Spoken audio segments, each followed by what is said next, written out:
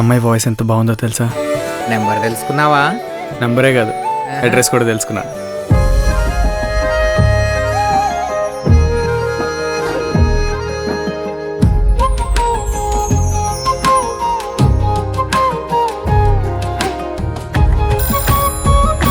ఇంతకుముందు చాలాసేపు ఫోన్లో మాట్లాడేవాడు కదే, ఈ మధ్య ఎందుకు ఇంత తక్కువసేపు మాట్లాడుతున్నాడు అంటున్నావు? విషయం ఎంత దూరం వెళ్తుందో ఏంటో. మమ్మల్ని అంకంపాలెం రుద్రరాజు గారు పంపించారండి. నా కూతురున్న పరిస్థితుల్లో మీ కూతురుంటే మీరేం చేస్తారు?